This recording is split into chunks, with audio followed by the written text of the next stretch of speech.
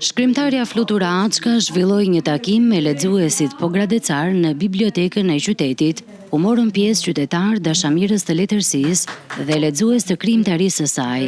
Takimi u organizua në kuadër të një turi që autoria po zhvillon në disa qytete me synimin për të qenë më pranë lexuesit dhe për të promovuar librin dhe kulturën e leximit.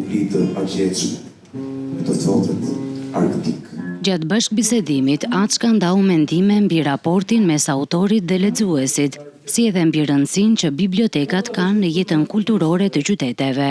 Ajo u shpreh se një pjesë të librave të saj ka vendosur t'i dhurojë në biblioteka të ndryshme si një mënyrë për t'u rikthyer pranë vendeve dhe njerëzve që e lidhin me kujtesën dhe krijimtarinë e saj.